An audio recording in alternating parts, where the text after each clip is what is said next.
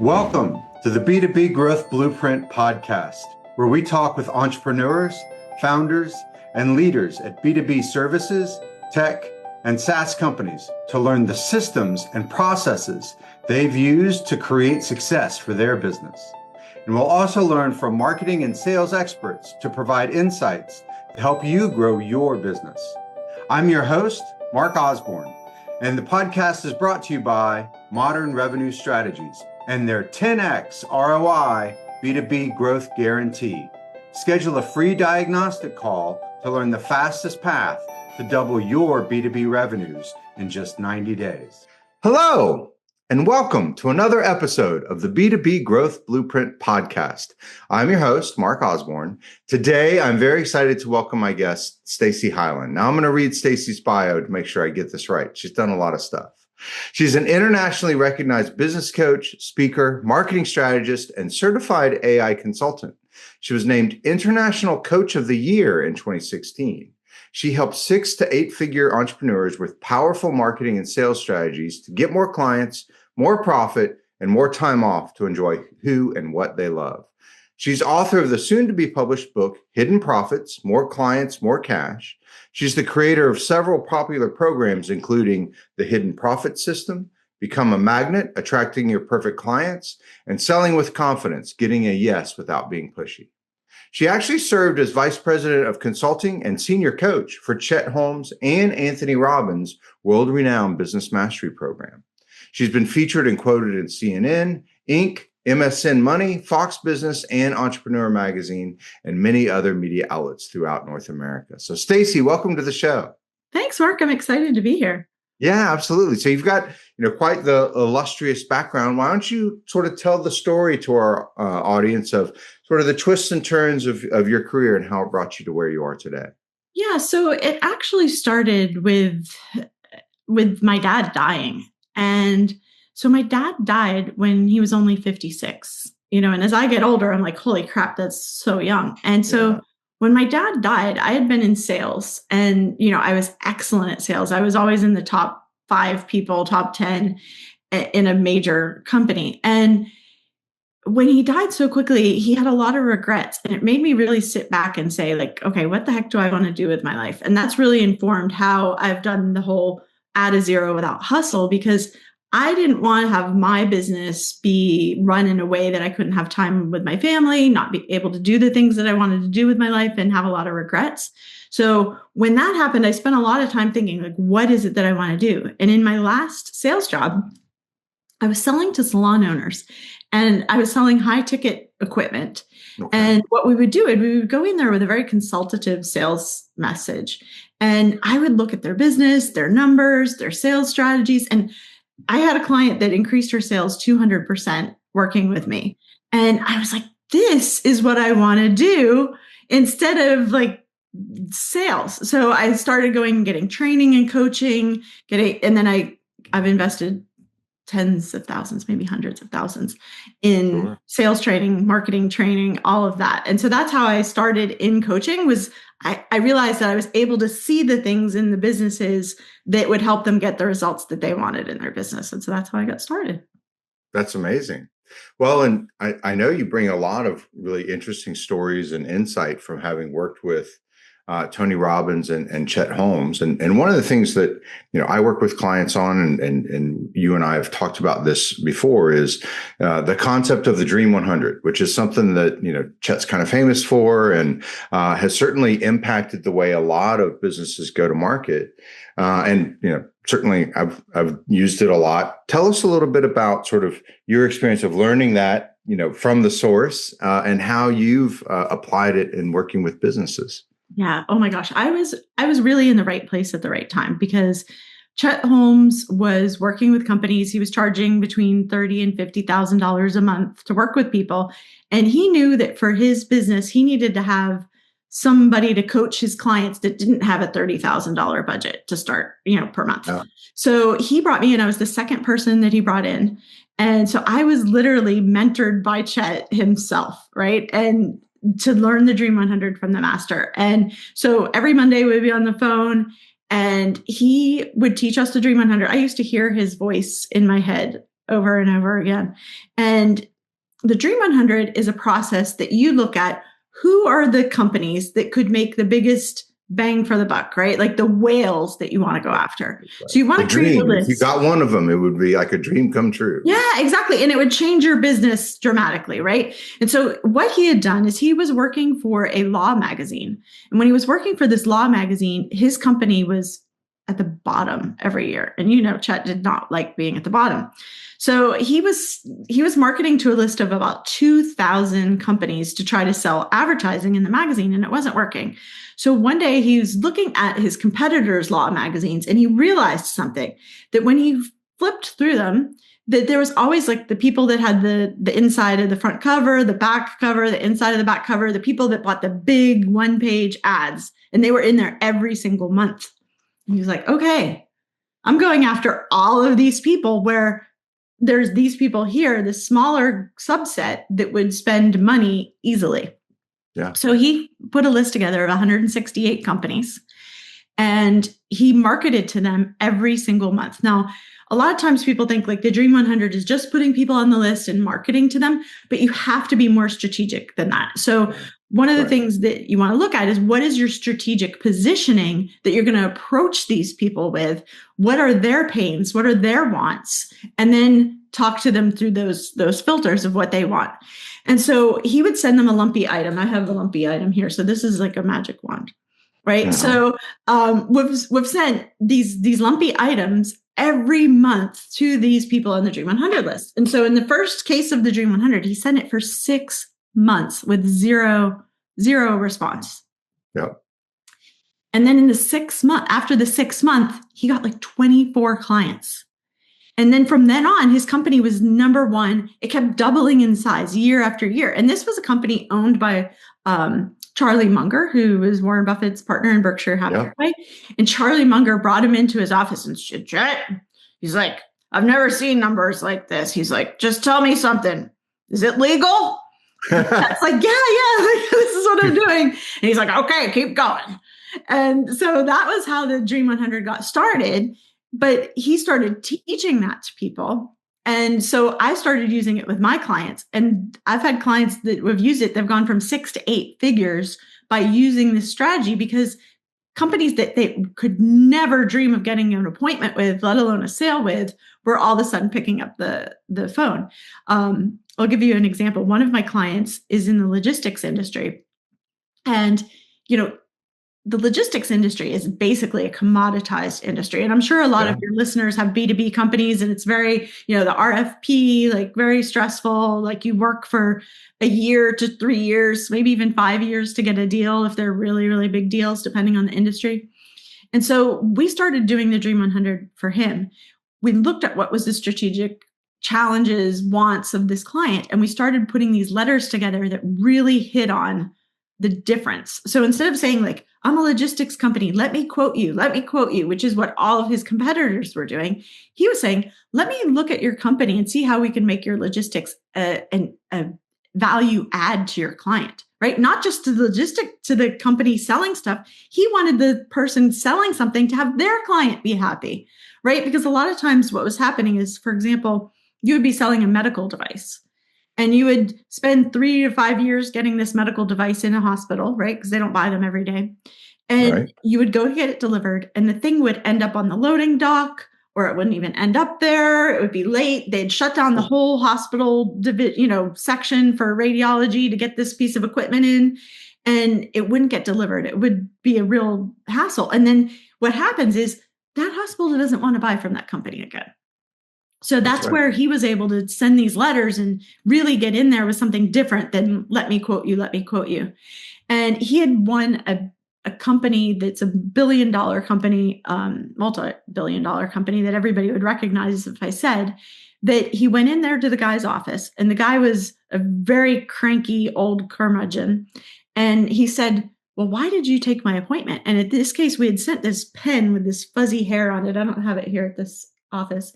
And he banged it down on the table. He's like, I figured you were so persistent with these that you would, be persistent with me too to get me results. And so that's how he got into that company. This year, that account has been worth tens and tens of millions of dollars. This year, they just added another $4 million just from that one account. So the Dream 100 works, and it's any size company can use it. You don't have to do it with 1,000 people or 100 people. You choose the size of the list that you want. Yeah. I actually think of the Dream 100 as almost like the beginning of account-based marketing, which has become, sort of the de rigueur in the B2B space of, instead of, broadcasting widely to the marketplace, you instead pick key customers that have the potential to really change your business, and then really learn about them, and then engage with them in a meaningful way that's very customized to them. And as you say, like, we see lots of different ways to do it. You can, if you have a slightly larger market, you can have more than 100. If you have a smaller market or a smaller team, you can prioritize 25 each quarter and then tackle that 100 every year. And there's lots of ways to put it into practice that really makes a big difference for businesses. Yeah. And I would say, like, the thing is now is everybody wants instant gratification, right? And so I have a newer client that we started. We're on month 3, and they're like, well, we haven't gotten any calls yet. And I said, you're not supposed to get, if you get a call, that's fantastic. But this is not about, like, the very first month you send a direct response. Like, they're getting hits on their website of the page that we're sending them to. So people are opening it and they're looking at it. And so what we want to do is be top of mind when that client then has a problem that we're addressing in the letter, and the emails and the phone calls that we're sending. One of my clients, they had been sending it for a few months. They had a new salesperson, so they had a new list of people. And literally, the salesperson is like, the CEO of the company just called me on Friday and wants to meet with me on Monday. Yeah. So it's like, when people are ready to go, they're really softened up to actually have a conversation to add value versus feeling like they're going to be pitched or sold. That's right. Well, and in B2B, there's the statistic that we quote all the time, which is, 95% of your target market is not in market at any given time, but you still need to be top of mind with them, so that when they do decide to actually do something that you can help them with, you're someone that they think of. And that this is one of those key ways to do that, that really is, much more focused than just buying ads that maybe people see and maybe it makes an impact and maybe it gets remembered, versus really making an impact with them. Yeah. And I think the key is really to have your strategic positioning in place, so that you're not just like, buy my stuff with the direct response mailers. We want to be a solution. I always say it's going from commodity to couture, that you become the one in the industry that can solve that problem for them, as opposed to commodity that's like, oh, just give me a quote. And so that takes a mindset shift. And it's funny, because when I see new salespeople come on with my clients, the salespeople are always like wanting to quote, right? That's their natural, like, oh, I made quotes this week, I sent out quotes. No, we need to add value. We need to become a trusted advisor. We need to be a value add for the company that's working with us. And that's how you get an account that stays with you for 10 years. And I think this is good for your people that are looking, a percentage of your listeners are looking to exit, right? Mm-hmm. So if you have clients, like, my clients get these big $1 billion clients, and then they get solid with them, right? The clients have been their clients for 10 years, 15 years. That's a nice book of business that when you're looking to sell, that's very attractive to buyers. And also the fact that all of my clients, we look at that book of business and like for example, the guy that just added 4 million this year, we look at, okay, within that company, what are the other divisions that also need this solution? How can we add value? How can we, like, what other problems do they have that we can find partners to even fulfill those challenges for them? So there's a lot of money in the clients that you have that when you go to investors that want to buy the business, it looks really, really healthy. Yeah. So you hit on something before that I want to double click on a little bit to just sort of expand with, your knowledge and expertise in the space. You talked about that lumpy mailer, and you showed that magic wand that is one of the things. And you talked about the fuzzy pin that has made millions of dollars for this other client. To give our audience a little more background on this lumpy mailer and how that fits into the Stream 100 strategy. Yeah. So the difference is instead of just emailing where you're ending up in the inbox with, and especially now with all the cold email, you're really competing with people that they're not getting the value. So what we want to do is we want to choose things that will, again, I'm going to keep repeating, go back to the strategic objective, right? Go back to your strategic positioning. And so in this case, like if we were to send the magic wand, which has all these sparkles in it, we would say like, it's not magic what we do to help you with your logistics solution. It's strategy that we help get you the best routes. We have world-class communication, like all of the different things, but we tie it into whatever we're sending. So I've even sent glitter. This was to farmers, people that were buying dirt. And we were like, you can't just wish on magic fairy dust and have a better harvest next year, right? You need to have this organic fertilizer. So we're getting very creative. We're having fun with it. So people actually look forward to opening things. One of our best mailers has been a football, a little mini football, like about that big. And people love that. And the sales guys have even said like, they said that they would take an appointment with us if we send like 10 more footballs because everybody's fighting over it and because they're throwing it around the office, right? Yeah. So just silly stuff like that. We've sent stress balls, we've sent decks of cards. I mean, there's a million different things that you can send, but you want to get creative and tie it into what's in it for the client, not about you. It's never about you. Well, and it goes back to, as you were talking about, sort of that strategic positioning and really taking the time to really understand your target audience. I was working with a company once where we did, sort of a Dream 100 strategy, and they were really trying to expand their footprint with media agencies. And they were, an ad tech platform. And if you know much about media agencies, you know that they spend a lot of time at their desk, they skip a lot of meals. And so food is always a welcome gift. And so we were like, okay, so something with food. And then they realized that, they weren't as well known in the space as their competition. And so rather than be worried about that, they turned it into a positive. And so they sent every agency on their Dream 100 list a cake with that agency's logo on it and said, we're the best, technology you've never heard of. We want to make you shine. We want to put you in the spotlight. That's awesome. And I'm sure they took pictures of it and put it up online as well. That's right. And then they matched that with, a press release about a new feature specifically for agencies, and then a phone call campaign to those agencies. Did you get our cake? And they were able to actually double their revenues in less than 6 months. Without any additional ad spend, because they were way outspent by their competition. But and it got their attention. That's awesome. Yeah, by really thinking through that customer, they were able to really break out and make that impact. I love that. So I have another example that's it's rather strange example. So I think this would be, everybody always says like, how does this apply to me? Like I'm different. So one of my clients was a pizza company. That sold pizza to school nutrition programs. Right. So B2B.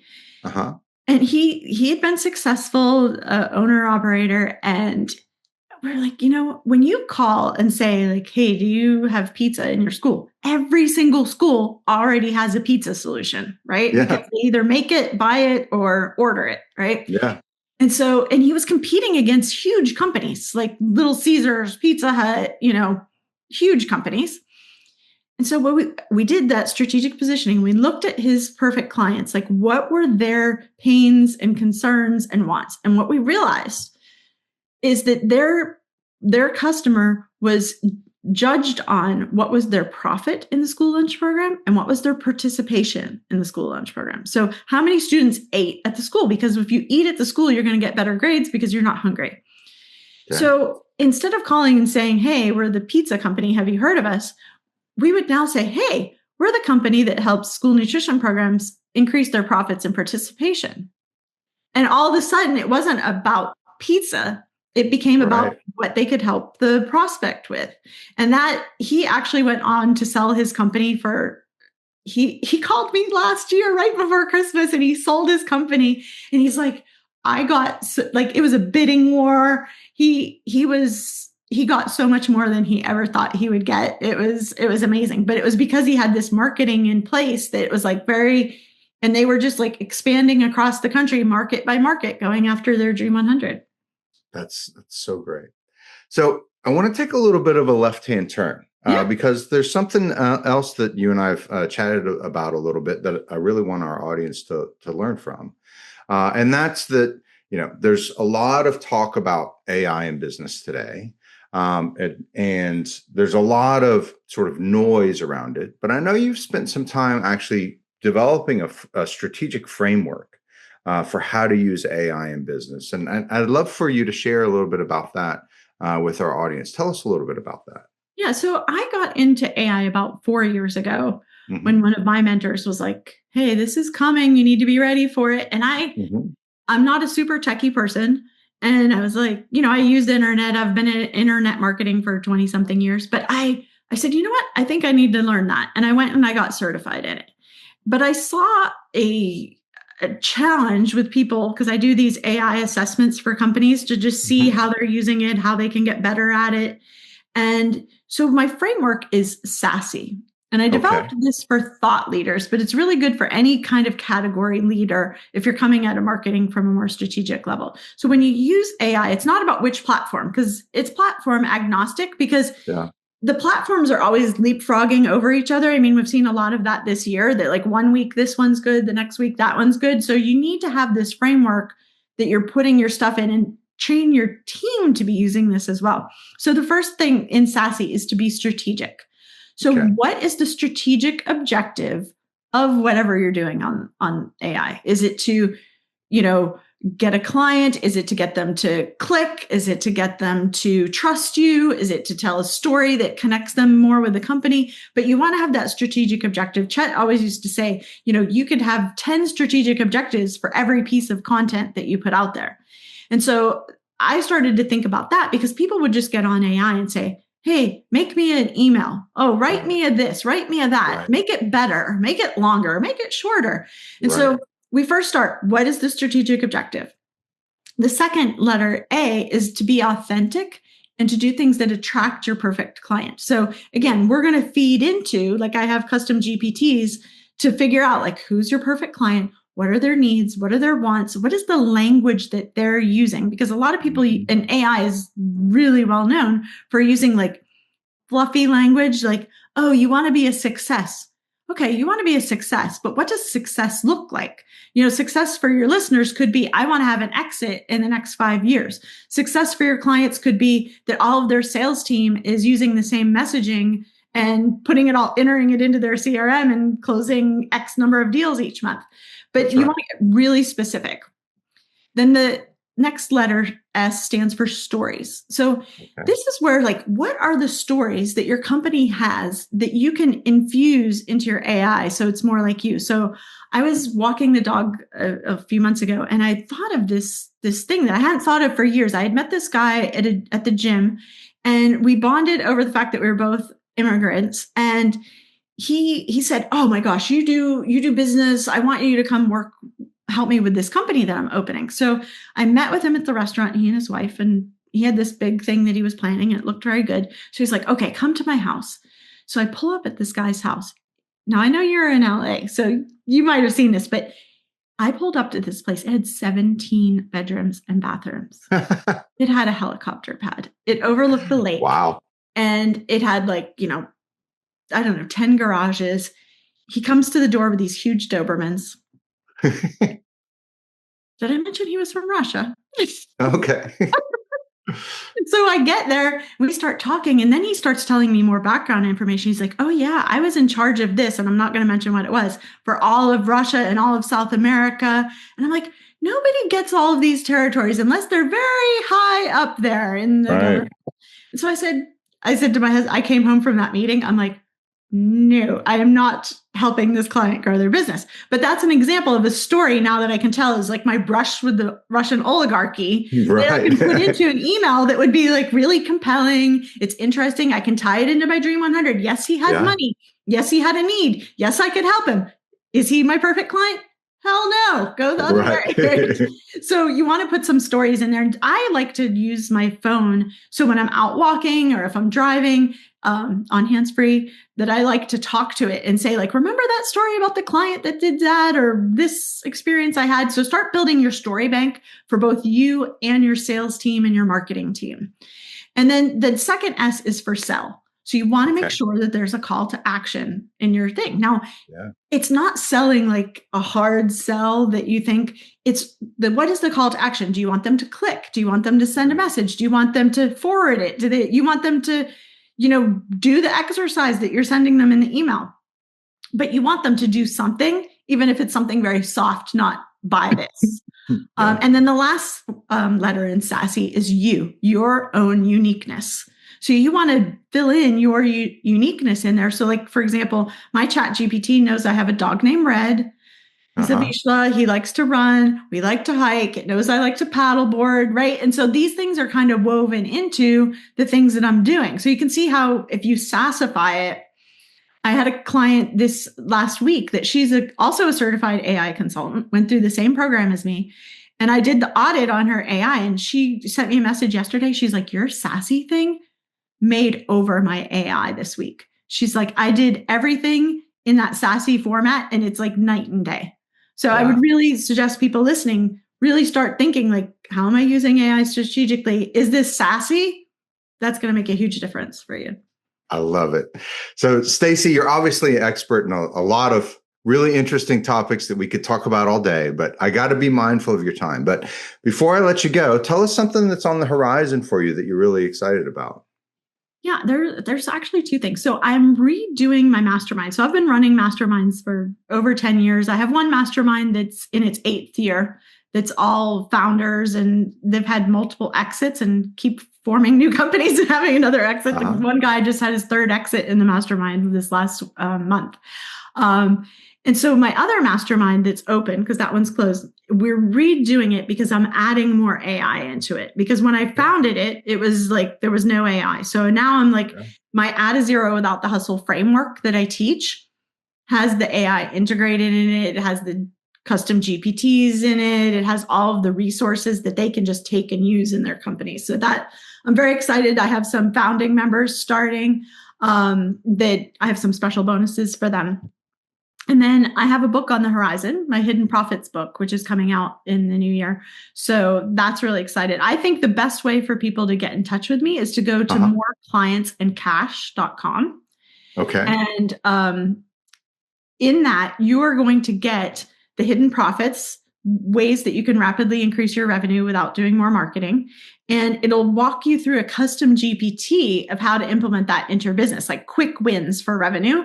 So that's a great way to start with it, start to play with some of the AI, things that I teach. And you can always find me, Stacey Hylen, anywhere, staceyhylen.com. Awesome. Well, Stacey, thank you so much for taking the time to join us today. I really enjoyed it. I'm sure our audience got a lot out of it. Thanks for having me, Mark. This is a lot of fun. I think it's great to come at the B2B from a much more strategic. I like the way your podcast handles it. So I appreciate that. And I hope everybody goes off and, implements what they're learning. Well, thank you. I appreciate that. Talk to you soon. Bye-bye. Thank you for joining this episode of the B2B Growth Blueprint podcast. We hope you've gained insights to grow your business. If you enjoyed this discussion, please rate, comment, like on your favorite platform, and share to others who will find it useful. Do you know a CEO, founder, or leader at an early stage B2B services, tech, or SaaS company who would like to be a guest and share their story? Send us a note. Let's schedule a conversation.